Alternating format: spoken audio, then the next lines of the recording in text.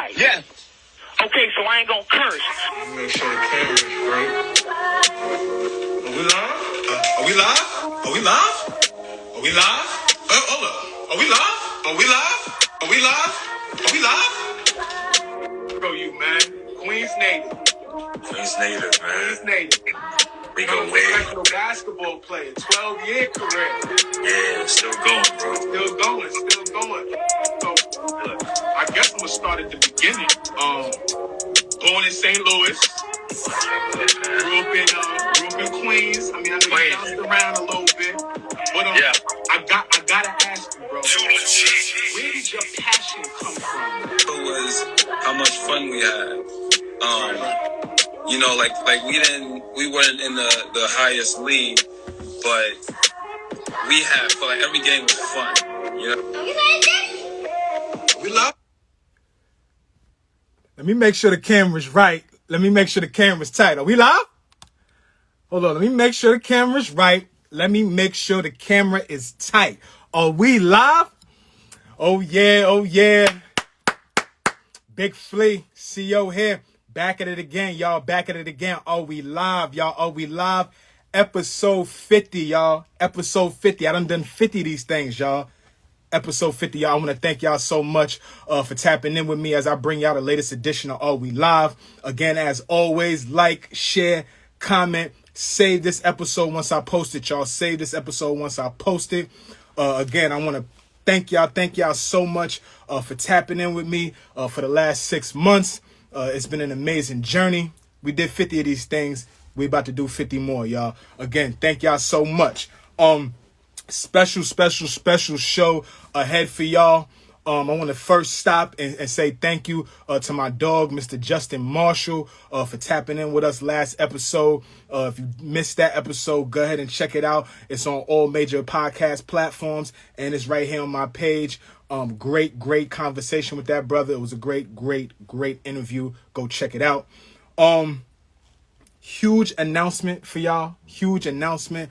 I've posted a couple of things, but if you did miss it, I am happy and blessed to announce that I will be partnering with Ballin' for Peace and my dog, Mr. Haran H2O Hargrave, and we'll be bringing you Are We Live. We'll be bringing you Are We Live on all their streaming platforms, y'all. This is kind of major for me, y'all. This is huge for me. Again, this is not a regular lane for me. This is just a lane that I kind of made for myself. And I'm being recognized, and somebody is looking to bring me on their network and continue to bring y'all Are We Live on a slightly bigger platform. So this is just good news. It's up from here. Let me stop in and show some love to the people who have been just rocking me for a long time. My dog Spence is in the house. Spence, appreciate you, bro. We got a good Westchester County cat coming on today, Spence. And I threw this on because I just feel like this brother, his game reminds me of Spreewell. I don't know. I don't know how you feel. Let me know. My brother Manny is in the house. Appreciate you, bro. As always, Smoke is in the house. Yes, we live. Smoke, we live, baby. Again, thank y'all so much for all y'all support, man. Thank y'all so much for all y'all support. Again, like I said, great show ahead. It looks like my brother is in the house already. We tapping in with a brother. I have a certain affinity for Westchester County, man. I've had a couple guys on so far. We bringing on another guy from there. In my estimated opinion, super underrated player. Deserves a ton of flowers. Just left his mark on the game of basketball. So we'll be bringing on Mr. Melquan Bolding. If y'all not familiar with this brother, let me go ahead and help y'all get familiar real quick. Not afraid to take that shot. Oh, the steal.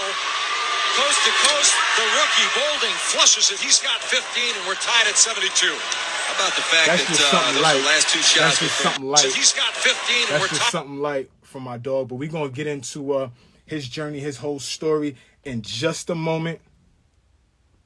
Let me go ahead and get my brother in the house and get this good conversation rolling, y'all. Again, thank y'all so much for the support. Are we live? Mel. What's good? Yo, let me start by saying thank you, brother. No thank problem, you, brother. Thank you so much for taking some time to do this with me, man. This is really appreciated, brother, from here, man, for real. No, I got you, brother. I appreciate you. Yeah, always. Hey, let me do this right, though. Like always, you deserve your flowers, bro. You deserve to be introduced right. Ladies and gentlemen, if y'all don't know who y'all looking at right now, That's great. you know, we got a Mount Vernon cat in the house. We got a New York City cat in the house. We have a brother that has just left his mark on the game. I believe deserves more flowers than he's received in his time doing his thing. Did his thing at Duquesne, did his thing at Fairleigh Dickinson, spent some time overseas, Mexico, Iraq, Qatar, just to name a few. Please help me welcome to the show, Mr. Melquan Bolding. I appreciate you, brother. You're the only one that could get me to talk about basketball, bro. I haven't talked about basketball in so long. You're the only one. Yo, I hate talking about it, but only for you, man. If it wasn't you, I promise you I would not be talking about basketball. Yo, I love you, bro. I thank you so much for doing this with me, man. You know it. Greatly appreciate it, man. I really like to start from the beginning. First of all, you've been supporting me so much, man. This is major for me. But I've had the opportunity and really the privilege to talk to a couple of guys that are from where you came up, you know what I'm saying, in that Westchester County area, right? Spencer Smith, Torrey Thomas, all have, you know, different stories on how they came up with the game, how they fell in love with the game. I gotta know, how did Melquan Bolding fall in love with the game of basketball, man? I mean, obviously my pops was a baller, obviously, you know what I mean? So I got started with that. He gave me the ball when I was in the crib. So I started with the love of that. He's a big Knicks fan. First, we was a Jordan fan, of course. And then we just trickled down to the Knicks. Terrible team. No, I'm messing with you. Come on, you see what I'm doing? I'm joking. But no, my dad gave me the love of the game, man, because you know he was a ball player himself. So he passed it down to me. So that's how I got started with everything. You know Nice.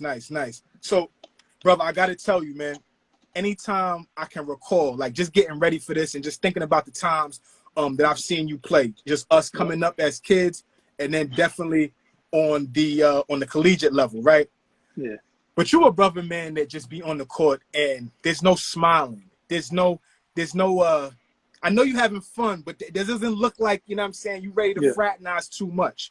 It's all about business. Where does that chip on your shoulder come from, brother? Talk to me about that. Man, my father, you know what I'm saying? I grew up with both my parents, luckily, you know what I mean? I was blessed with that.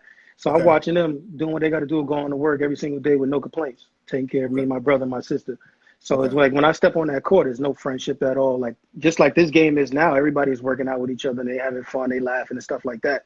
Yeah. But when I stepped on the court, it was like, I'm killing you. It's either one or the other. You know what I'm saying? Right. And I died on that court. That's how I was feeling at the time when I was playing.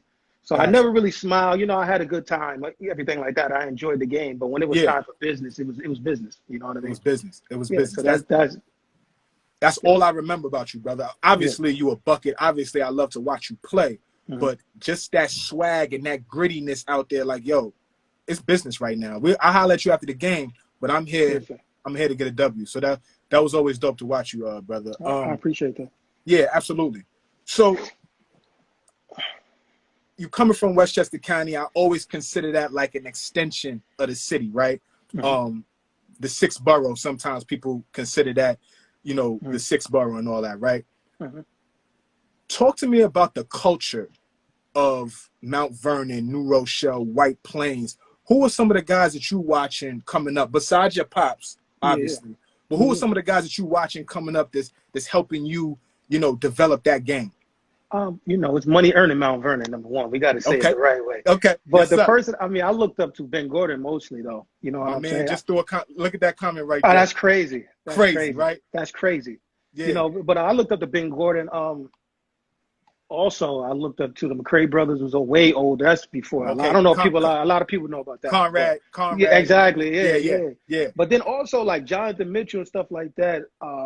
Mike Colburn, you know, because they was playing before I was playing. You know what I'm saying? Because when I first got started, I picked up the ball, like started really playing, was like in 4th grade. You know what I mean? So when I was playing for St. Ursula's, when I tried out for St. Ursula, I made that team. They was already nice. Like Okay. Mike Colburn, Jonathan Mitchell, they was already on the older team already. Right, Because I think they was a grade ahead of me. So there was already. So those are the people that I was mostly like looking at the whole time when I really first started playing basketball. You know what I'm saying? But Ben Gordon, man, Ben Gordon was doing things that you wouldn't even think. Like he could shoot like in when he got to the league and stuff like that. And UConn when he went to UConn too. But in high school, he was jumping out the gym. He was bouncy though. He was bouncy because I'm telling you. Those early years at UConn and stuff like that, yeah. he played above the rim. Definitely played above the rim. Seriously, bro. And a lot of people don't talk about that. He got big and strong like that when he got to the league, but he was skinny with bounce. Because Ben Gordon probably 6'3", 6'2", 6'3". Right. But Ben Gordon was the one for me. You know what I'm saying? But no question. Ben Gordon is the one. Now that you say that, Mel, I can see a little, thinking about Ben your Gordon? game. Yeah. I can see that. I appreciate that. Yeah, man. So, OGs, big homies, coaches, mentors, all of those play a part in, you know what I'm saying, the grind and getting to where you want to go with this basketball thing, man. Yeah. Anybody that you want to speak on that really, helped you? Obviously, your pops is influential, but anybody you want to speak on? My first coach, my first real coach that actually got me serious was this guy named PJ Tinsley. He's from Peekskill. You know what I'm saying? When I was playing with St. Ursula's, we played against Peekskill team out there. It was a rec team that we played against. Okay. And them guys, and that was my first time I actually started playing basketball like on a serious level. We played against them, and then somehow my dad got his number, and I ended up on their team. And then that guy, he taught me everything. Like I owe him a lot. You know what I'm saying? He put that in me. You know what I mean? Okay. Pause.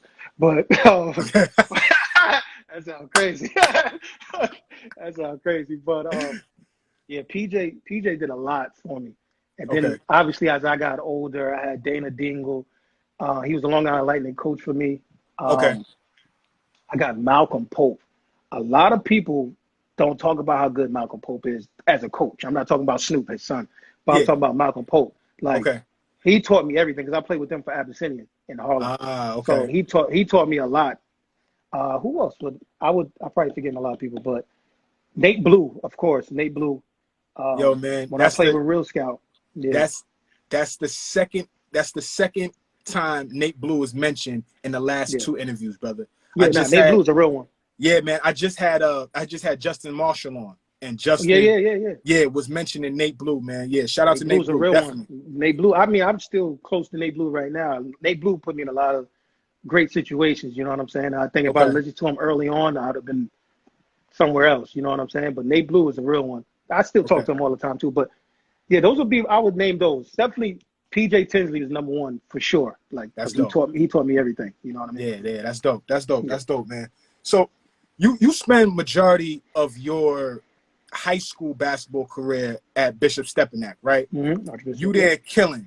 But before we get into that portion of your basketball career, right? Yeah.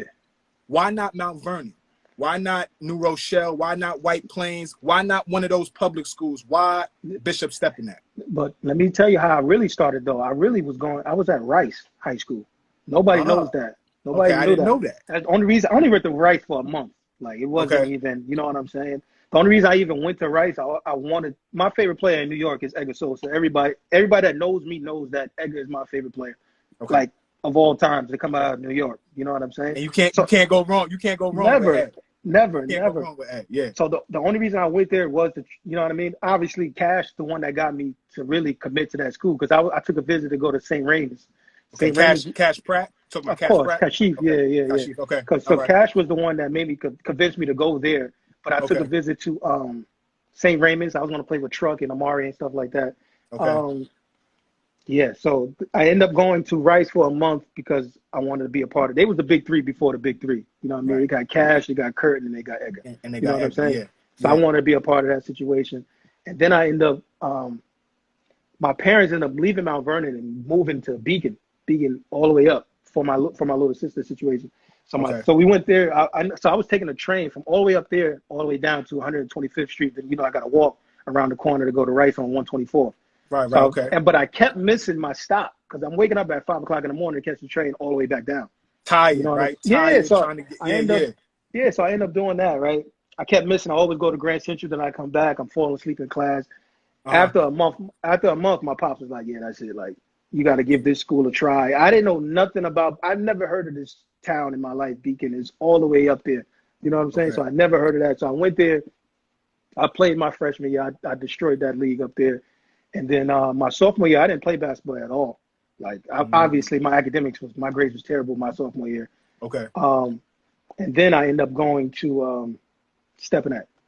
I ended up transferring to Stepinac. Now, I know, I had to go that way so you can understand what happened. Talk to me. Now, the reason why, and then when I was going to leave Beacon, the reason why I was going to go to Mount Vernon High School. The reason why I didn't go to Mount Vernon High School is because my mom and dad went to Mount Vernon High School. My mom graduated. Everybody graduated from Mount Vernon High School. Like, my whole family's from Mount Vernon. She graduated there.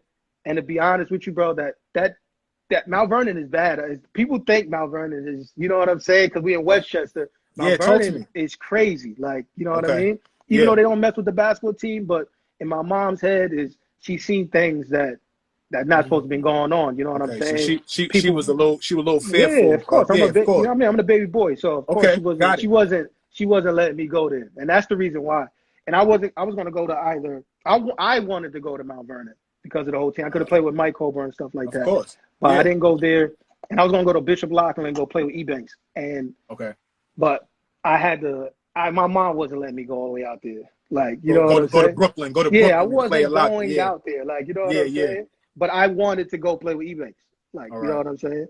So that's how my coach, Coach Tim, that's how I got. My mom worked down the block from Archbishop Stepinac in White Plains. Okay, so that just worked out. That just worked out. Yeah, and then I also knew my favorite point guard is Tony Taylor. So I also knew Tony was on the team, but Tony was on JV at that time when I transferred in.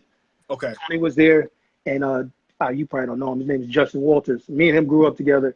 So he was already on the team as well. Okay. So I already knew people coming in. Like, when I went to go look at the school, I already knew people coming in. So that's how I ended up at Stepinac. Okay. So you was there's a level of comfortability as you're going in. Yeah. I mean, I never even thought about Stepinac, bro. Yeah. And, you know, I'm the most humblest person in the world. But when it comes to this basketball stuff, bro, I would keep it real with you, bro. Nobody heard of Stepinac until I went to Stepinac. And that's just the truth. Now they're a powerhouse right now. Yeah. And I don't want to talk like this, but nobody heard of Stepinac until I went there, and nobody gives me credit for even doing that. And that's just being real. And that's and a big reason why we here, bro, is for that. It's really for that, Mel. Yeah, I was talking to I know you peeped it. I was talking to Spencer Smith. And besides him, brother, you are probably one of the most name drop dudes on Are We Live. Everybody is named. Anybody that I have on here mentions Melquan Bolding, bro. So the real ones know, brother. The real I appreciate that. I mean, I don't talk about that though. You know what I'm saying? Like, but if I want to get me in my bag, I get in this bag and do this. Get your bag, Mel. You know what I'm saying? I love it. Nobody heard of that school. I'm telling you. Like, Stepinac, what do you never? And I'm not discrediting Stepinac. Like, I'm thankful for my coaches, Coach Tim and Coach Kyle, to even allow me to even come there in the first place. You know what I'm saying? But nobody heard of that school. Now they're nice. Of course. And I hate talking like that. But now they're so nice. Now the coach I know the coach very well. That coach right now was my manager going and getting the water for me when I was playing basketball. So it's a different and to be real, and I hate talking like this. Talk to me, real, I hate talking like this because I'm not like, you know what I'm saying? Like, but it's real. But people that's even on Instagram that follow me on Instagram, stuff like that, probably didn't even know I was one of the best players to ever play basketball out of New York. And that's just being honest with you. You know what I mean? But that coach, when I stopped playing ball and I asked to even be on the staff with him, he told me, I don't know, go try to finish playing ball first, and then we'll work it out. I should have been the first person to even try to be on that team. To even be the coach. Should have been the first. It's not even, and I reach out to you, and that's just being honest. You know what I mean? Like, and that's why I don't even be around talk about basketball at all, because it's no love in there at all, bro. Like all. It's a tough world. It's a tough world, man. Seriously, and the only reason I would even think about coming back and helping people out is just to be mentors towards the kids in the first place, because it teaches them how it really is. Because the kids, it's certain coaches that don't love you at all. You know what I mean? They talk like they're gonna have your back. All they're doing is just using you until they can't use you anymore, and then it's like whatever happened to that kid. Oh yeah, You know what I'm saying? yeah. There's we gonna get to some stuff. I'm being real, man. I got a lot. We gonna get to some stuff. Yeah, guys, my bad, bro. You putting Stepinac on the map. You put Stepinac on the map though, bro. You wilding in. You 25-10 first year, 21-10 the next year. You really putting them on the map. But that Catholic school league is tough. Oh, that Catholic school was tough. Especially when I was we played against. I think the hardest team that I played against. I think I beat them one time. I've been in Stepinac for 2 years, so I think I beat them one time. Was Mount St. Mary's? Is it Mount St. Mary's or is it Mount St. Michael's? Mount St. Michael's. Okay. Mount St. Michael's. That was probably the best team in there, in my opinion. If I could recall that one, like my dad got every single game I ever played in my life, so I know I could watch Love it. that. That's dope. Yeah, for real. Like, he got every single game. But I think it was, if I can't mistake, it was that team. It was that. But our schedule was crazy, and I hate talking about basketball. But before I even got there, I went to go visit school. There was nobody at these games. I got to the game, bro. We get invited to every single tournament in the city to play basketball, and they was not coming to see regular people that was on our team. They was coming to see me play basketball. That's just being honest. Like, you know what I mean? Yeah. I just hate talking like that because that's not who I am. You know what I'm saying? But, yo, Mel, I know that. I know that. But this is where you talk like that. Right here. Bro, I know. This is getting your bag, bro. This is where we talk like that. I'm so curious to know, brother. Your game just continue to elevate, right? Continue to evolve year by year. Yeah. But the summertime is really where you put the work in, right? Definitely. Summertime hoops is big. Who you playing with in the summertime during your high school career? And my high school, when I first started playing AAU, let me see what I played. I played with Westchester Hawks. We were the first ones to really start. I sound like Soldier Boy for real. We were the first one to bring around Westchester Hawks for real. Okay. And then we passed it down to like Mookie and everything, like Mookie Jones and stuff like that. Right. And that was his team after that. Like, but I was already gone. So we started off playing with Westchester Hawks. Then I went over to Albany City Rocks. And that's when I met Mark Lyons. I don't know if you're familiar with Mark Lyons. The name sounds familiar. Mark Lyons, we call him Cheeks. He's from Schenectady. Okay. Probably one of the, you talk about me being underrated. It's a lot of people that's in Albany that's nice. Like, nice. And then we had Mark Lyons, Edwin Ubley's. I don't know if you heard of Edwin Ubley. He went to Poughkeepsie High School. Probably the hardest person to ever guard, bro. He played for the Washington, he played for the Wizards before. Wow, okay. That was hardest person to guard. One of the hardest people I ever guarded in my life. We can get to that, but that's Edwin, because he does it all. He's from Poughkeepsie. He does it all. I don't know what happened to him. I don't know if he's playing still. But I ended up playing with them. I played with them for a few years, and then I went to, when I felt like I really got good was when I went to Long Island Lightning. It was me, Corey Fisher, Darius Gabriel. Steve Fish. Okay. Yeah, of course. Okay. Then it was, who else was on our team with that? Snoop. Snoop was on our team. Jiggy Josh. I don't know if you know who Jiggy Josh is. Jiggy Josh. Okay. Jiggy Josh from Harlem. Josh Watkins, that's his name. Jiggy Josh, bro. Who Charles talking about? Taylor Battle. He know about, He went. Taylor Battle went to Penn State. Taylor Battle was very nice. Okay. I'm surprised he didn't go into the league. Because he's coaching somewhere right now. But that was Albany City Rocks. But our team was that Albany City Rock team was crazy. Another person, Charles probably knows then, is Tiki Maben. Tiki I Maben remember Tiki. Oh my God, bro. Tough. Oh my God. Like, tough. 6'4" point guard, bro. Oh my God. He was the unibrow before Anthony Davis, for real. Yeah. Like, I remember. Always rocked the headband. Like, I remember. Was nice. I remember. He was committed to Syracuse too, but I forgot what happened. He didn't end up going to Syracuse. But that Long Island Lightning team, it took us to the next level, bro. It took me to the next level because they was already nice already. Just adding you on. Yeah, I mean, I helped because I was on there. I was playing with them from 6th, 7th, 8th grade. Okay. Yeah, so that team we were stacked, and then that's how we ended up drifting off. After that, I played with Long Island Lightning, Albany City Rocks, and obviously New York Panthers. I'm repping New York Panthers forever. Of course. You know what I'm saying? That's when I got cool with Nate Blue and everybody like that. But okay. Yeah, but it was crazy. Okay. So like I said, man, you killing that Stepinac. You bugging out during the summertime, really playing with some guys, right? Mm-hmm. But you make a decision that at that time, right, is not the most popular decision for kids, right? Mm-hmm. You reclassify and you transfer to Notre Dame Prep. Walk me through that process, Mel. Why are you transferring from Stepinac? Why Notre Dame Prep? Talk to me. Because then Notre Dame Prep is shut down now. Right. Okay. Okay. So I could talk about it. Yeah. Notre Dame Prep, obviously, how long ago?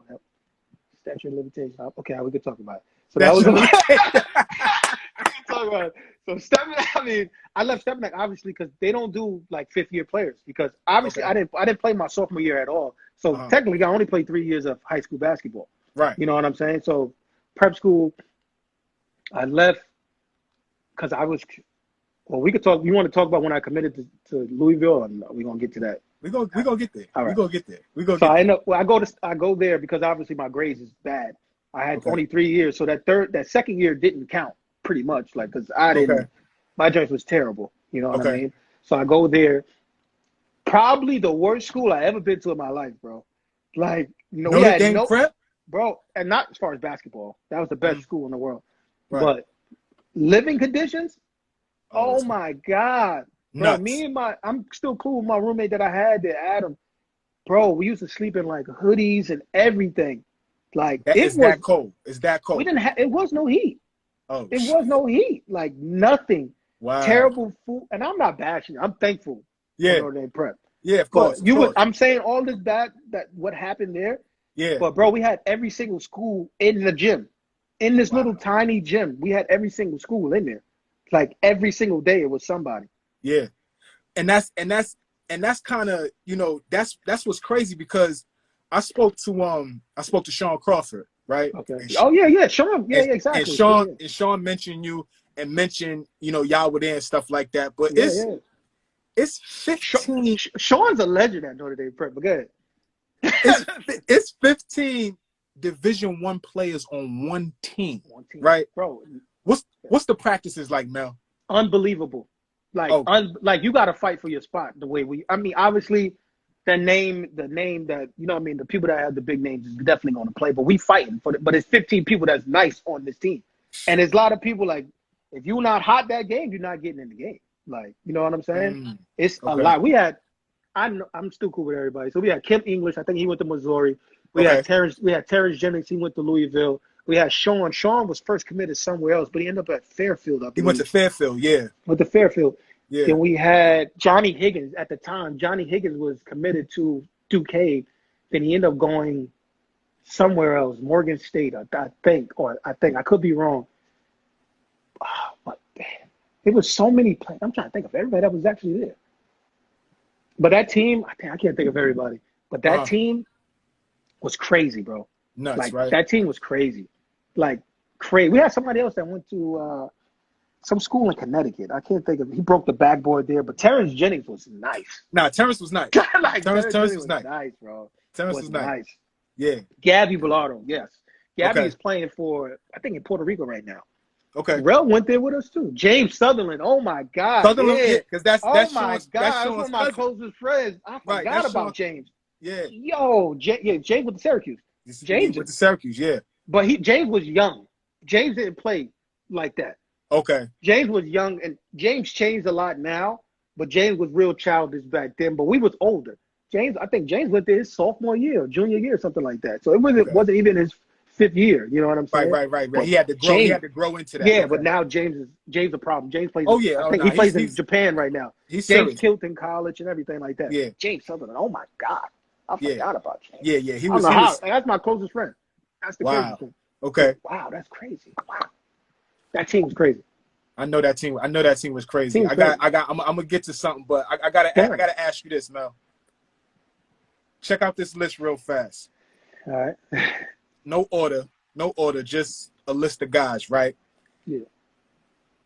Brandon Jennings, Tyreek Evans, Irv Walker, Greg Monroe, Samardo Samuels,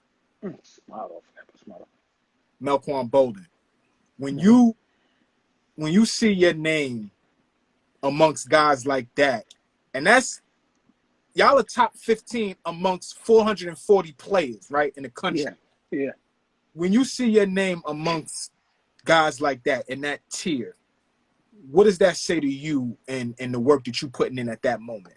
I mean, I never really paid attention to rankings like that because I'm just going to grind and do what I got to do regardless. Okay. But when I seen when I first played Brandon Jennings back in the day, like he was pulling from half court before Steph was doing all this stuff. Okay. Seriously, and he was sagging his pants, his shorts all the way down. So Brandon been playing the way he's been playing. Okay. You know what I'm saying? But I know, but when you look at stuff like that, I mean, yeah, I know what I was doing was people was watching. You know what I'm saying? Right. So it's like, that sounds crazy, but I could go back to when we was playing with Long Island Lightning, bro. We probably had 6 people ranked 20 in the country all on one team. That's crazy. You know what I'm saying? That's crazy. And I was number 20. Corey Fisher. Corey Fisher was probably the best player I've seen at in 6th grade. Corey had the left to right crossover, right to left, everything in 6th grade, bro. I'll never forget the first time I saw Corey Fisher was in IS8, right? Mm-hmm. I didn't know who he was. And like you said, he came down right to left and he got to the rim so effortlessly, right? Like because he was so much stronger than the opposing guard. Not faster, probably couldn't shoot as well, but just stronger and get to the rim however he would. Corey was man. Yeah. Corey is a killer. Yeah. Like I watch Corey, like I love Corey. Corey, when I tell you when we first played OJ Mayo back in the day, Corey, you saw him play against him in high school. Of course. He was doing this probably 6th, 7th grade we was playing against OJ Mayo in the Greyhounds. They were saying that at one point in Corey when he was in elementary school, junior high school, was like, yo, who is this? Bro, I didn't know who he was. Like, because I didn't know this. I got on Long Island Lightning because of Snoop, like, because I was playing with Abyssinians, so they brought me over there. Okay. I've never seen, like, Corey was doing stuff I'd never seen before. Like, you know what I mean? And they had me playing the 5 because I was the biggest person out there. Because you're the biggest, You're the biggest person out there. You know what I'm saying? Yeah. But Corey is and Darius, though. A lot of people don't talk about Darius. Darius Gable was real. Yes. Darius was nice. You know what I'm saying? Yes. Dead nice. Man. Yeah. Man. Yeah. That's tough. That team was crazy. Hey, listen, Mel. I'm gonna take you back to a time. I need to know your emotions. I need to know what's going on in your mind. Tell me how you are at this moment. Okay. Opening round, prep national tournament. Mm-hmm. You hit a bank shot. You hit a bank shot 3 to win the game against the Patterson School. Yo, we was playing that. We was playing that Fordham. The wild part is that everybody, everybody that's from New York had everybody in the crowd. Me, Sean, James. We had everybody. All the family was in the crowd. We playing at home now. You know what I'm saying? We don't play against. Yeah, we don't play in front of our family ever because we was all the way out there in Massachusetts. Right. Okay. But we was all three. Me and Sean, because James didn't play that much. Me and Sean was killing that game. Killing that game. Okay. Coach took us out. Took me out. After I've been playing great the whole game, they score a bucket. I don't know his name. Kid with the braids. I think he went to I forgot the school he went to. It's gonna come to me. But he took me out the game. That kid scored, bro. We down 1 or down 2. One of the two things. They got Kim English on the bench as well. Like I don't know what Kim English was our best shooter on the bench. That's a nut. Yo, you calling some names, bro. Yeah. Like there was. But I played with some dogs too. So yeah, that's you played with some dogs. But Kim was on the bench that game. Well, I don't know. The coach was doing. That's another opinion. But the coach was doing some stuff that we'd be like, yo, what are you doing? The kid scored. I'm looking at the coach like, yo, why did you take me out the game? Like, you know what I'm saying? Yeah. He put me back in. I think it was like 2 seconds left. 2 seconds left or something like that. I'm taking the ball out. I think I passed it to somebody. They passed it back, and I hit that shot. Like, went crazy, though. Wow. Went crazy. Wow. But we lost the next game. We're not like we won the championship, so it's not a happy ending story. You know what I'm saying? Yeah. But it was good to hit that shot. But y'all lost to a pretty damn good team. That Fairleigh prep team was nice. Is a damn good team. Yeah, bro. Wow, damn, remember that game too. That's crazy. That's a damn good. That's a damn good team. So yeah. You know, that's a big moment at Notre Dame Prep, right? So you ultimately wound up at Duquesne, right? Yeah. But before you even get to Duquesne and make that transition, before you even get to Notre Dame Prep, you give Louisville a verbal. Yeah. Walk me through why you don't go there and how you end up at Duquesne. Okay, let me start off. First of all, St. John's was my first school Syracuse probably. I went to Syracuse camp probably 8th grade, 7th, 8th grade, right? Okay. They offered me right on the spot in that camp. I got offered Syracuse right on that camp, but I wasn't going always. I didn't know nothing about Syracuse. It was all the way up there. Mm-hmm. Then I ended up going. Obviously, I was at where was I? Stepinac, and I regret not going to St. John's. Like that's the school that was on me. Fred Quarterbaum was at every single thing that I would. You know what I mean? Every school. Who's the head coach at the time? I can't. Norm Nixon. Right? I mean, Norm Roberts. Norm Roberts. Is it Norm Roberts? Yeah, Norm. You know. Norm, yeah, Norm is there? Okay. Yeah, because him and Fred is now at Kansas. At Kansas, right. Yeah. Okay. So Fred went to Stepinac. That's the crazy part. So everywhere I went, like, I swear, I would go to, like, an open gym somewhere in Duisburg or something like that, and Fred would be there, like, you know what I mean? He was the most loyal coach in the world. And that's the only thing I regret ever not going there. Like, and I know a lot of people probably saying the same stuff, why didn't you just go to St. John's? Because after I didn't go there, I'm going to answer your question, but after I didn't go there, they ended up getting Malik. Malik is my second favorite point guard ever to play with in my life. Like, me to play with Long Island Lightning together. And then they ended up getting Amari. Okay. Amari Lawrence was there. Amari Lawrence, okay. Yeah, but now I hate talking about this. So I used to be, I hate talking about basketball, but yeah. So I go to Louisville on a visit, on an unofficial visit. I flew out there, stuff like that. We go there. They showing us a good time. They played against Western Kentucky, I believe. That's when Derek Carrick was there. Edgar Sosa was there. Okay. E5 was there. Earl Clark was there. Earl was there. Okay. Yeah. Terrence Williams was there. He will. Other people was there. That's a damn good team, man. Sheesh. Yo, the team was crazy. That's a damn good. I remember that team. In my head, no lie, I'm thinking, I'm not playing this year. Like, I'm not playing, bro. I'm not going to play, so it doesn't even matter. But I'm like, all right, bet. You go in there, and first of all, like I told you, Edgar Sosa is my favorite player ever to come out of New York. Like, just the way he plays, how hard he plays, stuff like that. All the injury that he went through, and he's still playing right now. He's still rocking. Yep. It's crazy, bro. I think he's on his 10th, 11th year being a pro right now. I could be wrong. Dope. But Edgar Sosa is my favorite player. So, obviously, I'm there. Now I'm like, I'm there with Edgar now. Like, you know what I'm saying? I'm like, damn, now it's another chance that I could play with Edgar. Exactly. You know what I'm saying? Like, because I only played with Edgar one tournament out of my whole life.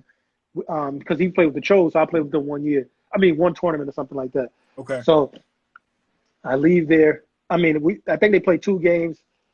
I swear they put the pressure on me. Like, after the game is Rick Pitino, obviously. I'm thinking, I play Rick Pitino, I'm going to the NBA, which I probably would have went. Like, you know what I'm saying? Because Rick Pitino came to the school because no head coach has ever came to Stepinac until right? Okay. So Rick Pitino was there. So now I'm like, I gotta go take the visit. Steve Masiello was the person that was recruiting me over there. Okay. You know what I'm saying? So after the game, they won or something like that, and I committed to Louisville. And that's how I committed there. You know what I mean? Okay. With that, even though I shouldn't have committed there at that moment because my mom, nobody knew anything. I called them after I got to the hotel. You did that. Okay. Yeah, so I didn't even, you know what I'm saying? Like, you ain't discuss it. You ain't talk about nothing, bro. Yeah, okay. Because it was just like, you in that moment right there, they just like, yo, so what you going to do? Like, right after the game, I couldn't, like, really say no and say, like, you know, I'm going to get back to you. Right, it's right, like, okay. You know what I'm saying? Because know if I went home, I probably wouldn't even committed to Louisville. Okay. You know what I mean? But that's how. And go ahead. What was the second part of that question? Well, how did I end up at Duquesne? I just wanted to know, how do you decide not to go to Louisville and end up at Duquesne? I didn't really decide. That's number one. So I went to prep school. First of all, St. John's was still coming to see me at prep. Okay. So we go out. We play in the big time tournament in Vegas. Okay. So, in Vegas. Yeah. So it's just like, I'm at prep, whatever like that. And we go out there to Vegas right before we go out to prep. So I'm at Vegas. I already committed. We in Vegas. Skip to my Lou was my coach in Vegas when we playing. Mm-hmm. Bro, that first game, bro, I destroyed, bro. Like, destroyed. Okay. Right after the game, North Carolina offered me. North Carolina was my dream school because obviously I'm a Michael Jordan fan. Okay. So North Carolina offered me right after the game. Wow. The next game, I played like shit. You can ask Nate Blue. I can get Nate Blue on here. No, we're gonna work on getting Nate Blue on. Yeah. So I played like shit the next game. Excuse my language. Okay. I played terrible the next game. They took that offer away like the next day. Played terrible. Okay. And then I started hearing, like at that age, bro, I will wait for the family out there. I'm just started hearing stuff. Nate's telling me like, yo, Louisville's not taking you. Like, Louisville's not taking you. And I'm like, yo, whatever. I talk to Mass every single day. Like, he said, yo, you good, all this stuff. Like, he's telling me, Nate is telling me, yo, they're not taking you. Ed Lyle's telling me, yo, they're not taking you. Like, something about that. Okay. Long story short, whatever. I go to prep school. The early signing comes, I don't sign. So the coach, because Mass is still coaching, Mass is like, oh no, we're gonna sign you on a late period. You know what I'm saying? Okay. I'm like, all right, sound a little fishy, but all right, whatever. Yo, nobody heard this story, so it sounds. I know. No, I've never talked. I don't think my mom even knows this story. Like they're exclusive. We got it right. But nobody knows this. We story. got it right here, Mel. I hate talking about it, but so at that point now I'm mad, like, because now I'm at prep school. I'm like, yo, bro, like I'm getting offers every single day from every school that's there. Like the school I was about to commit to, obviously St. John, but I was about to go to Tennessee as well. But so Mass is telling me, yo, we're good, all this stuff, like, you know what I'm saying? Then I end up finding out later on. Well, I'll tell you that after. So we take our SATs or whatever the other one. SAT, what's the other one? ACT. ACT, there we go. I always go. get them just confused. Yeah. So, right, I did great. Like, I did great on that. So, I ain't talking about. So, the person that was running Notre Dame Prep, this is right hand to God, bro. The person said, yo, you either going to go to Duquesne or you're going to go to junior college. Wow. And no disrespect to Duquesne. I've never heard of Duquesne in my life. Right. You know what I'm saying? Like, the only team I was going to go to in the A-10 was going to be Temple. Like, that was the only school I had on my list as well. Right, but and when he told me that, like, you know, you hear all the fears of junior college, you like, I'm not going there. Like, in the especially middle of at that time, because we're thinking junior college is like, you know, we failing now, or we're not excelling, or we're not, you know, this is a pit stop. You know what I'm saying? There's a negative connotation behind, oh, you want to go to JUCO. So I mean, JUCO is tough to get out of, though. You know what I'm saying? Because it is. Now you're really fighting for every single spot. Exactly. So when the coach told me that, because earlier in that year we had a tournament at Duquesne. Right. You know what I'm saying? And then my head coach is telling me like, "Oh man, you love it here." Like this, he's telling girls on the trip, "Oh yeah, he's going to be here." In my head, I'm like, "No, I'm not. I'm going to Louisville." And if I don't go to Louisville, trust me, I'm not coming here. You know what I'm saying? And I love Duquesne. Like, I get more love at Duquesne than at FDU when I graduated from FDU. You know what I'm saying? So I end up, the person that told me that, I'm like, damn, y'all really about to blackball me like this, like just to go here. Wow. Like, I'm like, bro, I don't want to go there. Like, you know what I'm saying? And at that age, bro, I came home that weekend, and the girlfriend I had at that time, like, I'm like, bro, crying. I'm like, yo, bro, like they trying to destroy me. Yeah. Like, you know what I'm saying? Like, and at that age, you don't know nothing. You like, yo, what should I do? I know I'm the best in here. So what do you do? Like, you know, she don't know. Like, she played ball too, but she don't know. Like, she was never at that level. Like, so it's like, what do you do? Like, that's a tough. Wow, this is the first time you're talking about this. Nobody knows about this story. Nobody knows about this story. And the wild part is, I found out. Well, he told me that, and then I ended up finding out like the person that told him that. It was crazy, bro. It was crazy. I can't talk about that, but it was crazy. That's a tough spot to be in, bro. But, like, think about that though, bro. Somebody is telling me I have to go to Duquesne or I'm going to junior college. That doesn't even sound right, bro. Like, you would have never even thought about that. Like, but I'm you like, a kid. In my head, yo, bro. But you a kid. You 18, you 17, 18. Yeah. So I'm like, yo, what? I'm not going there. Where is it? Yeah. You know what Where's I'm saying? Duquesne? Yeah. Where is this at? So I call my pops like, so what you going to do? Everything been on my decision anyway. You know what I'm saying? Like, you know what I mean? It was just fun. Basketball was just fun to us. Nobody played at any type of level. My pops didn't play at that level. You know what I'm saying? So we learning as I go. You know what I mean? Yeah. So we do that stuff, bro. I come back. I'm like, all right. We take my visit there. My parents is out there. Then I get pressured when I'm there. Like I'm going on a visit, walking around, they showing me everything like And that. they want you to sign. You know, bro, this is nothing like any other school I've been to. Because I'm like, bro, I've been to Louisville, I've been to St. John, I've been to Hofstra, I've been to all these Syracuse, I've been to all these schools. Yeah. This is nothing compared to what I'm used to. You know what I'm saying? Yeah. But I'm like, and he like, bro, you got to sign right now if you're gonna come. So I'm like, yo, I need a minute. Like, you know what I'm saying? Let me talk to my family. Let me digest this. And they're with me. You know what I mean? They let me sit we all together, we in a room, whatever like that. And I'm just pissed. Like, because I'm like, this is not where I belong. Like, you know what I'm saying? In my head, this is not where I belong. I'm supposed to be in the Big East. Like, I'm from New York. So I'm supposed to be in the Big East. That's when the Big East was the Big East. So I'm supposed to be playing in the Big East. Simple like that. You know what I'm saying? So it was just, I got tricked into that, bro. It was just, I ended up signing there. I love Duquesne, so I'm not saying it in a bad way. Of course, you know what I'm saying? But I did not want to go to Duquesne. I've never heard of it.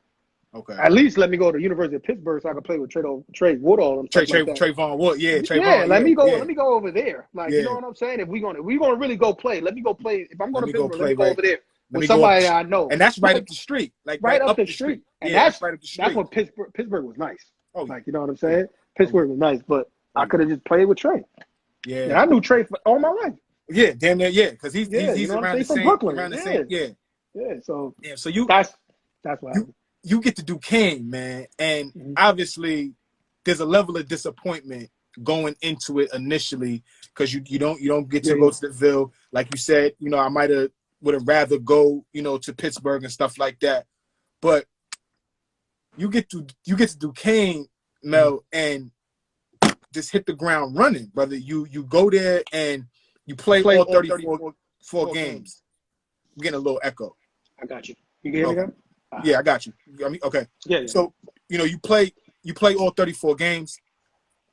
You become a starter after game 6 of the season, right? Mm-hmm. Did prep prepare you to be so successful that year? Why were you so successful as a freshman playing on such a high level? Let me tell you that, though. The wild part is I was about to leave. Like, I was about to quit playing basketball, bro. Wow. Okay. Yeah, I was about to quit because the coach was jerking me. First of all, I'm like, I don't belong here. So my mindset going in, I'm like, I'm the best player on here, regardless of what's going on. Whoever. Because okay. I'm from New York, so I don't care where I'm at. I'm the best anyway. Because I have to be that confident in myself. I'm about to go. Of course. So they had, and I'm cool with everybody I'm talking about. So they was playing ahead of me, and I was only playing like 7 minutes a game. Those first 6 or 7 games, I wasn't getting no playing time. No, right? nothing. Damn. Nothing. We playing against Duke and everything like that. And I'm coming in. I go get 7 in 7 minutes. So now I go to the assistant coach that recruited me there was Bill Barton. So I go to Bill like, yo, like what is going on? Like I'm killing every time I come in. I'm scoring every single time. Yeah. You know what I'm saying? He doesn't know. He's telling the coach that. He's saying the same thing to the coach, you know, how the coaches are. They just telling me whatever. Right. And then I call my mom like, yo, I'm out of here. I'm not doing this.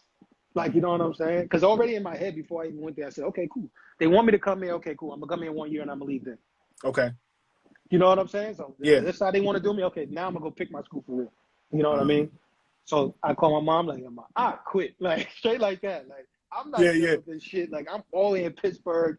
And you know what I mean? I'm like, bro, I've never been around these type of people in my life. Like, you know what I mean? Right. So it's like, she like, all right, cool. Come home. This is exactly how it works. Bring your ass home, then go work at McDonald's. Straight like that, dude. Straight like that. Like my mom was cutthroat, straight like that. Yeah. You know what I'm saying? She said, yo, it's up to you, but if that's what you want to do, cool. You know what I'm saying? Like, so I end up thugging it out. I end up killing it. Oh, I was continuing doing the same stuff. So I got the opportunity when I played my first starting. I played against Pittsburgh. That's when they had Sam Young and everybody was on that team. Well, they still had Sam. They had a crazy squad over there. Sam was nice. Sam was nice. Oh yeah, absolutely. So I ended up getting a starter, and then from there I just took off because already in my head I'm like, cool, this is what they wanted. All right, cool. Because at first when I came into school, my jump shot was inconsistent. Like, okay. Obviously I was athletic. I go to the rack because you know what I mean. That's just what I do anyway. Yeah. But I had to learn their system. Coaches needed us to do. He needed us to make threes in the corner. That's how that system was. Like, that's how the plays was. Okay. To make the open three in the corner. I was in the gym all the time, like all the time working. Just working. Working, because the gym was open 24/7, so I could just use our card to get in. Yeah. I'm in the gym working. So I'm in there, we grind and stuff like that, and that's how my confidence always been through the roof anyway. So it didn't matter if I'm going to play wherever you at, I'm gonna kill you regardless. That's my mindset. Like, you know what I mean? Sophomore season, right, Mel? Mm-hmm. Obviously you coming off a great freshman year, right? So confidence is high. You going into the season, ready to kill. Second year, you got the trust of your coaches now, all that kind of stuff, right? You suffer a broken wrist. Mm-hmm. You mess your wrist up. Mm-hmm. Talk to me about that time of adversity, man. And then simultaneously you're transferring out of Duquesne too. Yep. Let me tell you. Talk to me about that time. Is that a tough time for you? Oh yeah, hell yeah. I was depressed when I broke my wrist. But let me tell you, you would think the coach would trust me. Like that Ron Everhart, you would think he'd trust me, right? Nah. Everybody, like when I found out later on, like he was trying to jerk me pause to not even play me, bro. Like that sophomore year. The only reason he had to play me because I dominated in the tournament. We lost to Temple in the championship by 5. You know what I'm saying? In the A-10. In the A-10 championship. We lost. Okay. I broke, and then then I broke the record for the most threes as a freshman in the game when we played against Dayton. That's still holding my record right now. Talk you know what I'm saying? Talk that. So he gonna have to play me anyway. Because then we went to the NIT. I dominated against Virginia Tech. So you're gonna have to play me regardless. And that's the shit I used to talk about in practice. I said, you can say whatever you want. You're gonna have to play me because none of these niggas is better than me. Excuse me, but that's how I was talking. That's how you feeling. Yeah. You know what I mean? So I'm like, yo, you're gonna. I'm telling you, and he's the type of coach that he's cursing you out, like calling you all types of names. Like I don't know. It doesn't bother me because I'm from that. You could say whatever you want. You're from that cloth. Yeah, you come from that cloth. I know you're not gonna do anything to me. Just don't call me a pussy. That's what you're not gonna call me. That's it. You know what I'm saying? That's it. And the wild part is, I felt like he liked that challenge back and forth, but he don't know that gets me going. Like, okay, you know what I mean? Okay. So I go in my sophomore year. I worked my ass off. I got strong as hell my sophomore year. First game of the season we played against. I remember this whole shit. We played against Nickel State. I probably had about 10 points in like 6 minutes. We killing. Finished with 25 that night. 27. Oh, excuse me. Pardon me. Yeah. So I go for a steal, bro. I'm wide open, going for a dunk. The kid just pushed me out the air, like just push me, but nobody. No, I fall into the hoop, and I didn't even know I even broke my wrist, bro. I laid on the ground. My friend, my teammate Dave Saunders, he don't want to help me up. The coach ran on the court. He looked at me. He said, "Are you good?" I'm not getting out the game. I'm good. I didn't know it was broke. I finished the game at 27. Went to the hospital after. No, I taped it up at halftime. And coach like, yo, you playing? Like, I'm playing. I worked too hard. And you worked too hard, to get. My mindset was, cool, okay. I'm leaving after this year. Like the way I just dominated my freshman year, I'm like, the A-10 has nothing on me. Like so you already thinking about transferring once after that freshman year. Okay. I'm trying to enter the draft. That's what my mindset was. Talk about it. Killing. Like, you know what I'm saying? I worked too hard. And I've already seen it. I'm like, yo, we went to the championship my freshman year. I'm like, in my head, I'm like, bro, the only person that was stopping me was Deontay Christmas. Like, when we played against Temple. Yeah. When I tell you that championship game, the announcer said right after the game, Christmas came early for Melquan Bolding. Like that. He killed us. Killed us. So in my head, I'm not saying I was pro at that level right there, but I'm coming into that confidence saying, I'm leaving. I think I can leave. Like, you know what I'm saying? If I dominate again. So at halftime, we taped it up. I played. I'm still trying to dunk on them, like, second half. Yeah. We finished the game, went to get x-rays, and now, your adrenaline is high right after the game. I mean, like during the game, so you don't know what's wrong. Right. You know what I'm saying? So did the x-ray stuff like that, they said it was broke. I mean, I tried to, the next day I found out it was broke because I was still trying to practice the next day. Like, of course. That drive and knowing the year you just came off of, going into this year, you have a great game against Nichols. You're trying to, I get it. I'm trying. Because oh my God, that off season, that preseason schedule was nice. We had Iowa State, I think we was going to play against, or Iowa we was going to play against at Iowa. So I'm trying to kill everybody that we played against. Of course. But, that's what happened. He told me right before practice, like, yeah, like they said that you got to be out for like 6 to 8 weeks. And like I've never been hurt like ever in my life, like on that type of level that I got on that level. games. Okay. You know what I'm saying? I'm like, yo, bro, the only reason I'm even at school is to play basketball. I'm not trying to think about nothing else. Like, you know what I'm saying? Yeah. So they telling us that. I mean, he told me that. I'm like, I felt like depression right then and there before I even had the surgery. Damn.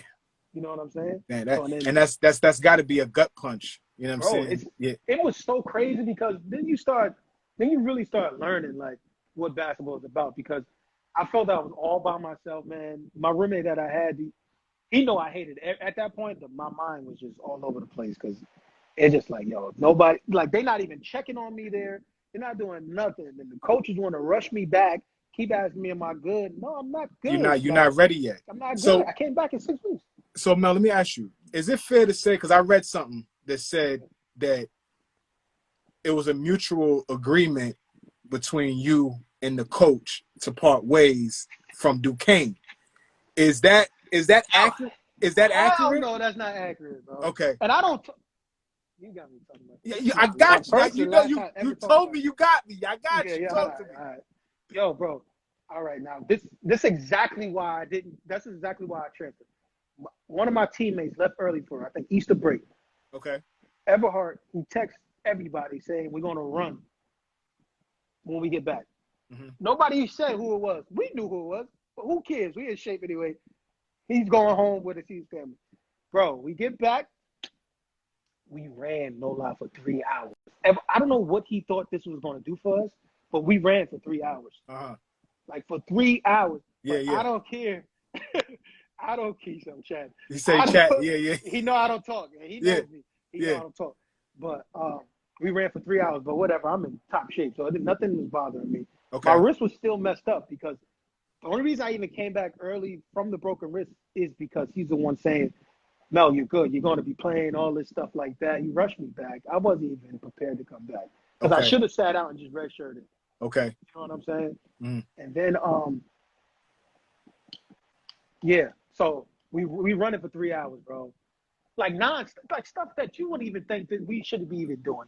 It's just conditioning for no reason, right? Like it's just stuff that you. This is not conditioning. Like I don't even know what the hell this is. Like, you know what I'm saying? So there's one drill they had us doing is bear crawls. Bear crawl. My wrist is still messed up. Bear and crawls. you doing bear crawls on the floor. Bear crawls, right. Stupid. So I do it. He said he blow the whistle. Fuck that, Mel. Get back. You're doing it wrong. I don't know if he was trying to fuck with me or not. But I looked at him and said, yo, coach, my wrist is hurting. I could do something else if you want to do something else. Right. He said, either you want to do this shit or you'll get the fuck out. This is his exact words to me. Mm. I'm one of the top players on the team, but behind Dame Saunders and Bill Clark. Those were our leaders at that year. Okay. So I'm behind, in my opinion, I'm behind them. So I try it again. He blows the whistle. Get the fuck out of practice. Do this. Get the fuck out of, you nothing but a bitch. All this stuff. Going crazy. And this is the coach at you. Yes. Okay. Bro, this is the end of the year, like the season's over. And I know how I am. Like, and I was gonna snap back. I didn't say nothing. We've been here for 3 hours. I'm glad to get the fuck out of here now. You know yeah. I go on I walk past. I'm looking at the assistant coach, Bill Barr, and nobody is saying anything, like nothing. I looked at them like, bro, they looked the other way. I go to the locker room, I take a shower, I leave, go to the door, I go to my room. Next day, he texts me. Who you want me to send your release papers to? This is him. I didn't talk about nothing. I didn't text back or nothing like that. A few days go by. He like, oh, we need to have a talk. I go meet him. It was me, whatever. It was me and Dame in there, right? Mm-hmm. So Dame is our captain that year. So they're talking. And he like, damn, what he said? He said, so what you want to do? I said, I never said I was leaving. I said, I don't know what you're talking about. Right. He was like, no, you left practice and stuff like that. I said, no, you kicked me out of practice. Like, you know what I'm saying? Now I'm mad now because now you're upset. Yeah. And my man, and Dame is one of my close friends to this day. Like, Okay. so anything I'm saying, you know I'm telling the truth. And Dame ain't saying shit. I'm looking at Dame like, bro, this nigga, yo, bro, you're not gonna say nothing? Like, I'm looking at him, I'm like, bro, he ain't say nothing. I don't blame him. That's not his position to say anything at all. Right. So I'm like, and he like, so what you want to do? I'm like, what you mean? What I want to do? He like, so what you want me to send your papers? Are you leaving or are you staying? Mm. And that the type of coach that he is, bro, he's gonna hold that against you the next year. Regardless. Okay. Regardless, because in his head, he think he got the best team coming back. Right. You know what I mean? We had T.J. McConnell coming in that year. That's next year. That's before he transferred. Okay. Yeah.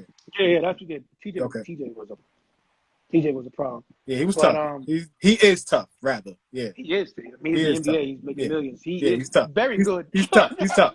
He's tough. He's tough. But I wish I stayed there though for that though. Right. Me and TJ talked later on when I went to his game. But yeah. So I'm like, I look right at him. I said, bro, the type of person that you are, you're just gonna hold this against me. I'm just gonna leave. Straight like that. And I wish I thought about it a little bit longer, but I was emotional as hell. Like, of course. Because I felt you turned your back on me the whole year. First of all, y'all didn't check on me the whole time. Right. While you're nursing the injury. Bro, I'm fucked up. This is my first time ever getting hurt, so I'm fucked up. So he like, oh, nice coaching you or something like that. Some bullshit. Yeah. Try to shake my hand, but whatever. I walked out. No lie. The next day, the athletic director even coming to me like, yo, bro, fuck him. We trying to keep you to stay. What can we do to keep you to stay? Okay. I'm like, I felt the love, like, you know what I'm saying? But I was hurt, like hurt. Of course. You know that's your first. One, you're lying on me. And then it's the second time this coach do this shit. You was on my ass when you wanted me to come here, but now you switching it up just like Louisville did the same shit. So you know what I'm saying? So I'm going through some shit that you just be like, oh damn, this is how basketball is. Like, you know what I'm saying? You start it kind of sucks you dry. Pause. Like that sounds crazy. It sounds crazy, but you know, you get what I'm saying though, Mel. And like it takes that love away from you. Yeah. It took everything away from me. Yeah. So I'm like, damn, Louisville, now this shit, like, I'm done. Like, so I tell the athletic director, like, yo, the only way I'm coming back is he got to be gone. Like, you know what I mean? Mind you, I still got months left in school. Like, you know what I'm saying? For that school year. Yeah, and I'm still a part of this. I got so much shit. During the year, I even quit the team. Like, during the year. like I quit, bro, because he was lying to me. Like, he telling me, yo, I'm playing you whatever amount of minutes. I know you're not even supposed to be telling me this, but I'm expecting to play now because you made me come back. You fucking up my year. Yeah. Like, you know what I'm saying? I know you need me to play. That's a tough position to be in. Yeah. Mind you, we still went to the playoffs, though. We still went to play. We ended up losing to St. Bonaventure. That's when, what's Lethal Shooter's real name? Chris Matthews. Matthews. Okay. He killed us that game, that first round of the playoffs. Okay. But then we went to some bullshit tournament at the end. Nobody wanted to play. He hated. So right after that, I'm mad now. So I'm like, that's when Facebook was popping. I go on Facebook like, where should I go? Yeah. I make a post just like that, like, where should I go? I knew what it was going to do. He ended up taking a picture of that shit. Now it's like, yo, he didn't want to be here in the first place. Right. Now it's interpreted like you trying to get out. Yeah, I got you. Like, I got you. Actually, no, I love Duquesne. Well, like, to this day, I love Duquesne. You know what I'm saying? And then I went to, I hit up Sean Kilpatrick. Okay. Everybody think that we're enemies or something like this, bro. Like, on some real, they try to put it in Sean. We wasn't even playing against each other at all. They always compared them. People say you and Sean are each other. Okay. Hated each other. You know what I'm saying? Because obviously we similar. We rock the same number. You know what I mean? From White Plains, I went to Stepinac, but we didn't like. I was gone by the time Sean, you know what I mean, took over White Plains. Like, I was already gone. Okay. So I hit up Sean like, yo, I'm coming to Cincinnati. To Cincy, okay. Like, come on, like, because I already had been offered me, so I already knew I could. If I reached out to the coach, I know I could go. You know, you could get there, okay. I could go. And then I was going to go to Oregon State. I had Oregon State. I was going to go to Nebraska, and then my real choice was going to Robert Morris because Robert Morris was right in Pittsburgh. Right there. And we played Robert Morris every year. Duquesne played Robert Morris every year. So I said, I'm coming. Mike Rice was there. I'm coming there. I didn't ask him to take me or anything like that. Because I'm cool with Velton Jones. Velton's from Philly, so I'm cool with Velton. And I know you probably already thinking like, I'm gonna go there, right? And bust your ass. And bust Duquesne ass twice a year. And I love the people that I play with. I'm cool with everybody to this day. Of course. But they know what type of time I'm on. Like, you know what I'm saying? They respect me, I respect them, but yeah, I was gonna bust their ass. Yeah. And they know it. They didn't. So then the reason I didn't go there, we would probably they was winning NEC every single year. So me and Velton was gonna be on the team. It was somebody else on that team too. I can't think of the names right now because I'm cool with them. So Mike Wright said, "Yo, don't even come here. I'm going to Rutgers." Oh, that's so before. Okay, that's right when he was about to go. Right when he was going to Rutgers. Mm-hmm. So I'm like, man, I'm closer to home now. You know what I'm saying? Yeah. I'm coming. Like straight like that. Like, all right, cool. I'm coming to make a visit up there, right? Bro, my life is crazy. So I'm going to make a visit up there, right? Yeah, yeah. My best friend that passed away, Louis, he was at FDU. Okay. So he like, bro, come here, bro. And I'm cool with Coach Shoes. Like, I knew Coach Shoes was ABCD cat. Mm-hmm. So I'm like, Coach Shoes used to be a scout for the Clippers. So all I'm thinking is, shit, now I got a chance to go in there. You still trying to find a way to navigate to the league. I'm being loyal to the, you know what I'm saying? My best friend is there. So I'm like, all right, cool. So I didn't take that visit to Rutgers because they know as soon as I would have made that visit to Rutgers, I was going to Rutgers. Right, you know what I'm saying?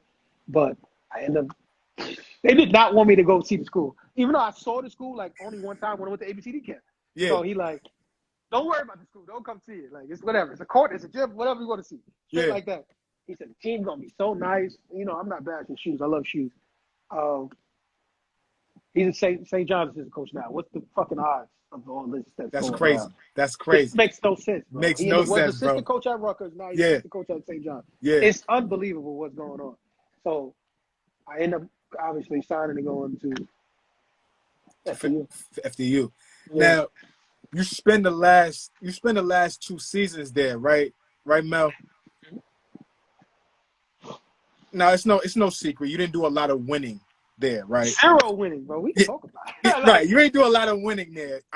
From what I saw, 2 years there, you won a total of 10 games, right? Bro.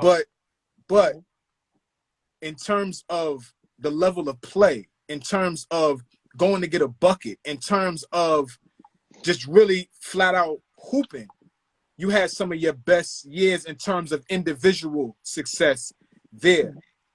How tough was that? Like trying to play so hard and knowing that it's not resulting to wins. You know what it was though, bro? It wasn't the team. Like on paper, from top to bottom, we had a team. Okay. It was the coaches, bro. Like, okay, it's bad. Okay. Be real. Okay. Not even a coach. I said that as a joke, but Shoes is not a head coach. That's just being honest. And I'll call Shoes and tell him he knows this. He's not a head coach. I think if we had Marcus Toniel as the head coach, it would have been totally different because we had Marcus Toniel as assistant coach. We had Chris Brickley, now the top trainer, as assistant coach. Brick was there. Was my assistant coach. Yeah. Okay. I got the crazy story, but I'm not going to talk about that with that one. Yeah. But Brick was our assistant coach there. Okay. But if Coach L was the head coach there, bro, it would have been a totally different ballgame. He know how to coach us. Like, okay. And then it wasn't even them, though. If we go above that, the athletic director, bro, I try to bring in – I had so many people come into that school because of me. Like, I was trying to turn that whole school around. And just recruit as much as you could, right? Bro, I had people coming in. They was turning them down. And then I'm not going to say who it was, but then they end up going to Iona. Then I'm like, bro, like, we could have won. Like, you know, even though NEC was way tougher back then than what it is now. That's why NEC was winning now. Oh, yeah. You know I got my brother just jumped in, Jared Fry. He went to Sacred Heart. In the NEC. Oh, yeah. You know what I'm saying? Like, it's a tough conference. LIU was the best team in that conference. Okay. LIU and Robert Morris, obviously. Okay. You know what I'm saying? And I ended up going there. We ended up losing, bro. My mindset was just, bro, you couldn't even get into the gym. Like, it was always something, bro. Like, it was always something going on. Like, you know what I mean? It was like, yo, you can't go in the gym. Gym is closed. We got to go to the regular gym where the regular students is at. It's like, is this Division I or what? Like, what's going on? Yeah, you should have access to work on your game. Like, to work on your game? Yeah. You know what I'm saying? Like, and I thought it was going to be totally different because right-handed guy, bro, athletic director pulled me in there. and said, "You're the Michael Jordan of FDU, bro." Straight like that. And I'm thinking, Wow. I could bring in anybody I want. Like, I had George Good there. George Good went to Louisville. Okay. But I made him transfer in. Bro, I had Eves transfer in, bro. Eves Jules came. Yes, bro. Yeah. Like, I had people coming in, bro. Yeah. Eves got, he did what he did. Yeah. He didn't really play that much there, but I had people coming in, bro. It was just, I don't know, man. I was so depressed, man. I hated basketball, bro. Because it was like the culture of you okay with losing. Like, you know what I'm saying? It was just like, it become numb. Like, I was there. I sat out 1 year, and then I played 2 years. But it was just for that first year I sat out there was nice because I had my friend Mike Scott. He was killing there. If I played on that team, it would have been well balanced. Okay, it would have been good. Because we didn't have no point guard. You know what I'm saying? We didn't have no point guard. But it was just, man, that was probably the worst time of my life playing basketball. I hated basketball. That's a tough, because when you losing, it takes everything out of you to continue to play so hard, right? Like it's hard to stay focused when you know this might not result in a W tonight. I'm gonna have 30 tonight, but we might not win. You know what I mean? Yeah, but I don't play like that though. Right. I don't need to take all those shots. That's not my game. Mm-hmm. You know what I'm saying? So yeah, I hated it, but I hated Tough. basketball. That's tough. 3 years I was there, I hated basketball. When do you start thinking about playing on the next level? Meaning, when do you start thinking about playing pro and getting paid to play basketball? I mean, as you start hitting that junior year, obviously I was thinking about it since my freshman year, but when you start hitting that year that I played, you start thinking about it like, yo, I had the Clippers coming to the game looking at me, I had the Lakers come looking at me, I had the Sixers come look at me at the game. And then my coach is telling me before the game, and now you got that anxiety in you, like you got all that pressure on you. Then you play bad. Then you're like, damn, I fucked my chance up. Like, you know what I'm saying? Yeah. So you start thinking stuff like that. I've been thinking about playing pro forever, because now it's time to get paid. Because I see how y'all did me going through all this stuff. I need to get my money now. You know what I'm saying?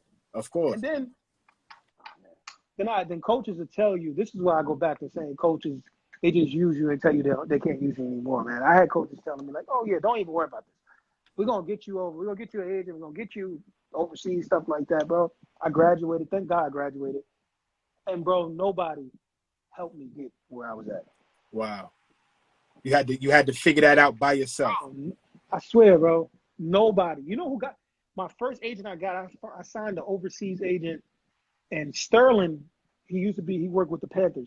He's the one that got me in touch with that agent and stuff like that. But I ended up firing that agent. Bro, and my first year was in Qatar. No lie, the way I got to Qatar is crazy. My close friend, Tyvon Williams, he's the one that actually got me in touch with the team over there. Okay. Like, because he was playing in the year before that. Okay. So Tyvon got me in touch with that team. I owe Tyvon. He knows that. I owe him a lot. That's dope. That. Like, you know what I'm saying? That's dope. He got me in touch with that. And from there, I worked out my own contract. I have no agent. I worked out my own contract. I dominated that year over there. And I'm over there by my first year over there. You by yourself? But I had an OG that was on my team that helped me out. His name is Chauncey. He played at Iowa, but he's the one that helped me get through that year, because I was losing my mind. Like, it's tough. You said you in Qatar. Qatar. In It's the richest Qatar, place in the world, dog. People look it up. It's right next to Dubai. It's the richest place in the world. But now Qatar is popping now. Like, right now, it's more popularized now. Yeah, but in 2013, nobody heard of that. It was different. Like, nobody heard of that school. I mean, heard of that country. You know what I'm saying? Area, so Tyvon, he got me over there. I owe him. I love him to death for that one. And then after that, I took off. My love for the game came back after that, because now I'm dominating. And that's what I was interested in to know.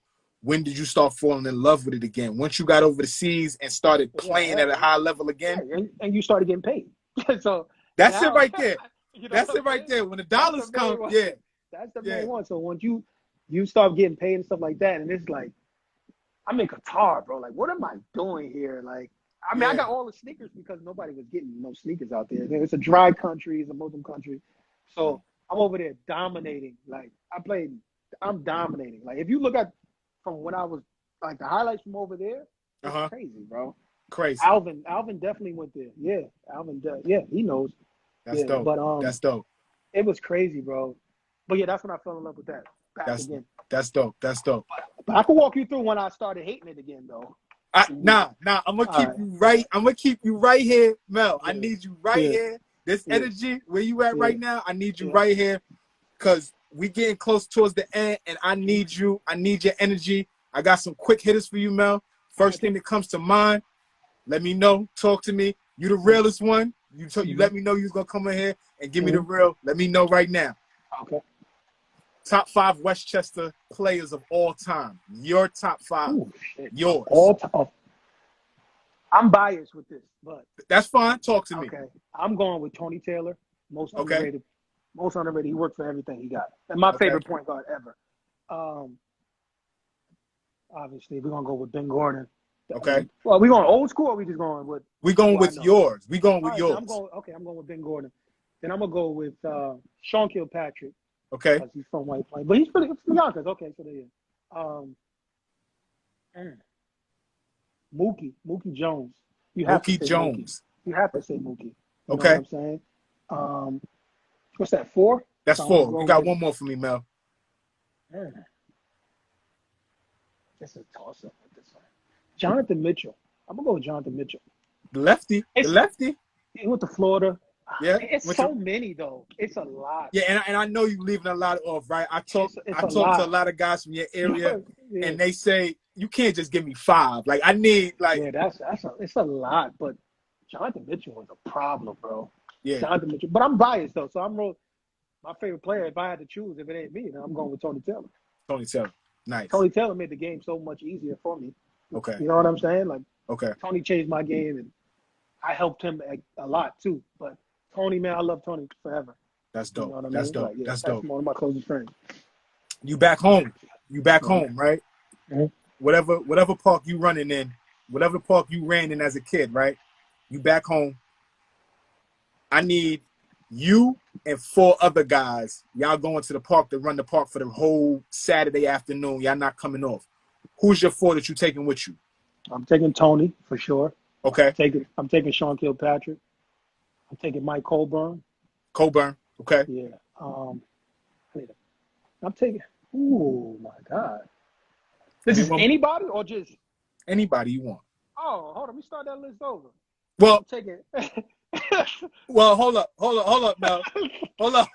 I'm about to bring some killers with me right there. Hold up, now. Relative. We ain't talking about the league. Yeah, but we talking about in your neighborhood. You going to the park to hoop.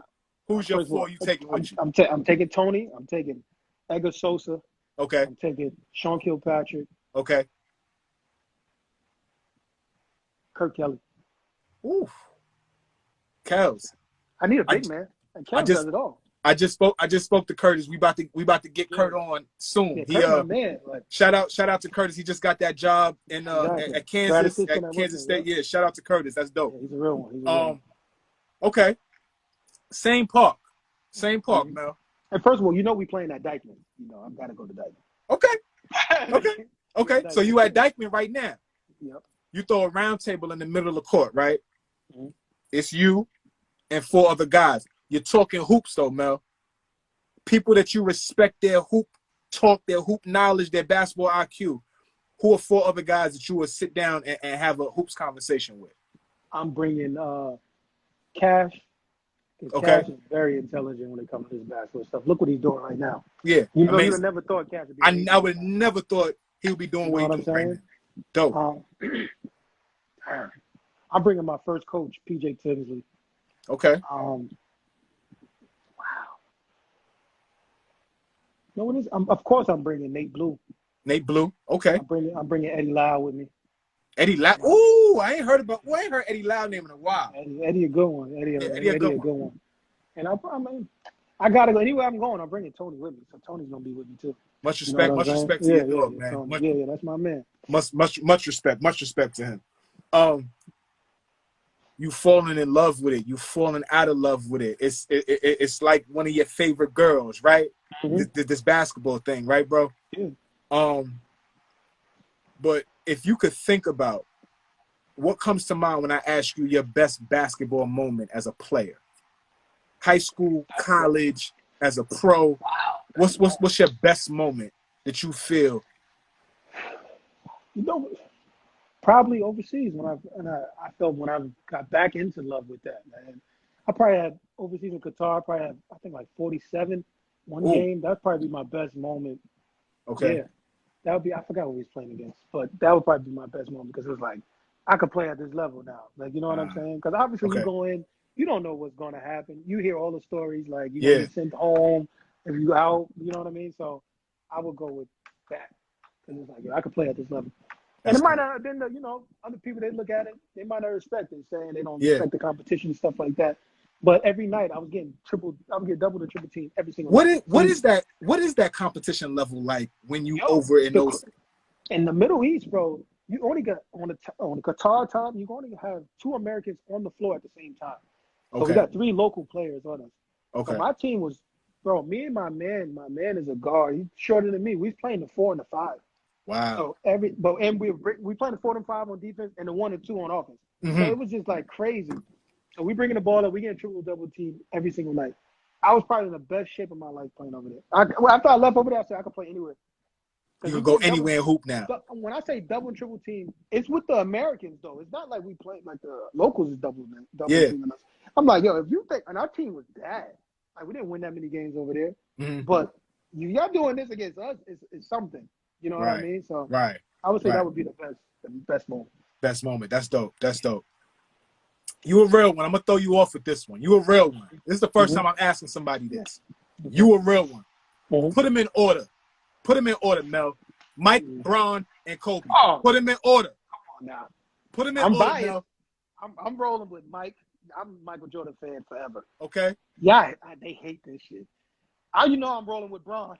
I don't care about nothing. And I roll with, and they Kobe. Okay. So that's your order? Mike, yes. Mike, Braun, Bean. You want my 5? Give me your 5. Since we here right here. Then I'm rolling with AI after that, and then I'm rolling with Shaq. Okay. You know what I'm saying? Okay, but you can't go wrong with that though. Yeah, you can't. But those 3, I don't care what nobody says. Braun is number 2. Okay.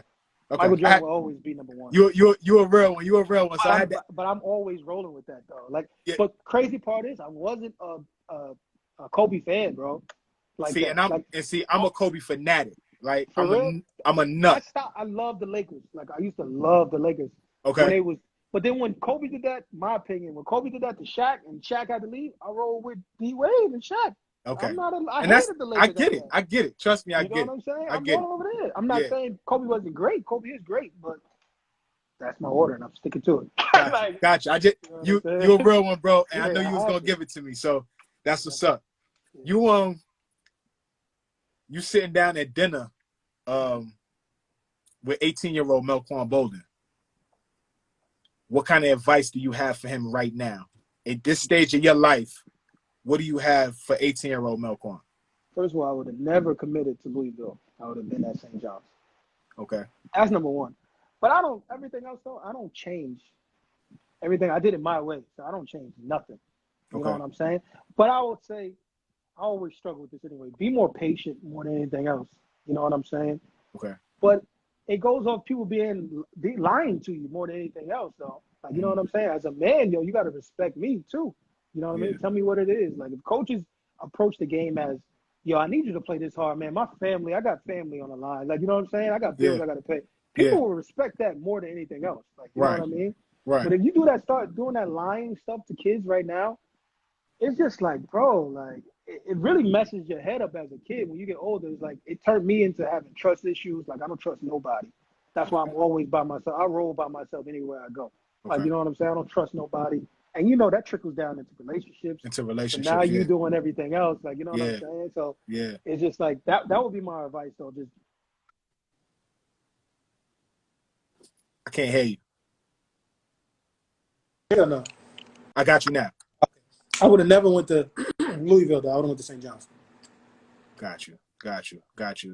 I appreciate you. I appreciate you sharing that, with us, Mel, because, like you said, if you're not honest up front, now that puts me in a position where I gotta make the best choice for me, so.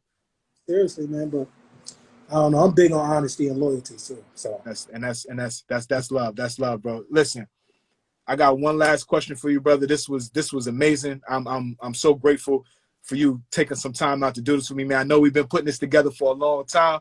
Well, we hit it. We had the milestone though. 50 episode. I'm taking that. Yo, man, it worked out. It worked out the way it was supposed to work out, Mel. I'm so grateful. Thank you, brother. Appreciate you. Now again, 50 episodes in, but it's a new platform, right? Yeah. And I'm continuing to grow this thing. Like I said, I just made made an announcement earlier that I'm gonna be partnering with another platform to continue to put this out there to reach some more eyes and ears. And but I would be remiss if I didn't ask you this. Mm-hmm. If you could recommend anybody for this platform, for this show, mm-hmm. who would it be? And can you help me get them on the show? Oh, yeah, that's easy. If I name somebody, it definitely could be somebody. I think you get Cash on here. Okay. Cash knows. You'd be surprised how connected Cash is and why people went certain places. Mm-hmm. It's because of Cash, though. It's because of Cash. Because of Cash. Like, let me tell you a quick story. Mm-hmm. I'm playing AAU Pro Bound All Stars. We in the Gauchos gym. On the Gauchos team is Edgar Sosa, Cash Pratt, mm-hmm. Curtis Kelly. Levance Fields might have been on this team. He might make in the Chos, maybe. I feel like he was, but I could be wrong. But those three were absolutely on the team, right? And Cash was kicking my ass. Mel, he was and Ed is nice, Kurt is nice, but Cash was another guy that really could play the game. Like he really. The part is he sacrificed his game over there. He became the defensive player over there. But when I knew Cash in 6th grade, Cash could play. Yes. Like he used to play with Long Island Lightning when he was a kid. He just ended up going to the Chos because he's from the Bronx. Okay. But Cash could play. Yo, man, let me tell you something. He was kicking my behind. And I was like, he's not even that good. And then I had to stop after a while watching him around the city after going against. I'm like, no. He's better than what I should have given him credit, at that moment. But I mean, he gets hidden in that because Edgar Sosa is the man. Yeah. Like I'm saying, Kirk Cousins is the man. Kirk Cousins. Right. And when everybody else was 5 foot, like, you know what I'm saying? Yeah. Like, you're not even looking at Cash, but Cash have a quiet 20 and you don't even know it. Yeah. He was taking 3 or 4 charges a game. He was serious. Yo, work on that for me, Mel. Let's do that, man. I would love to talk to Cash, man. He got a lot of knowledge and his journey is special too. No, I got that. That's easy. Yeah. My brother, I appreciate you. Thank you so much for your time, man. You know I don't talk about this though, so I don't know how you got it out of me, but you're a real one for that one. My brother, thank you. Thank you. I hope you enjoyed this as much as I did, man. Definitely. I appreciate you, man. Thank you so much. Always. We're gonna stay connected, brother. I'll talk to you soon. Definitely. All right, peace. Episode 50 in the books, y'all. Episode 50 in the books. That was my man, my brother, Mr. Melquan Bolding. Amazing story. If y'all get a moment, y'all could go ahead and check that out after I post it. Go ahead and save that episode for me. Again, we'll be on all major podcast platforms by tomorrow morning. So y'all be able to re-listen to that. Y'all can go re-watch that. Again, everybody that has supported me throughout this journey, like I said, started this on February 1st, and we here right now, 50 episodes in. I thank y'all so much from the bottom of my heart. I love y'all. Peace. It's Flea. I'm out of here.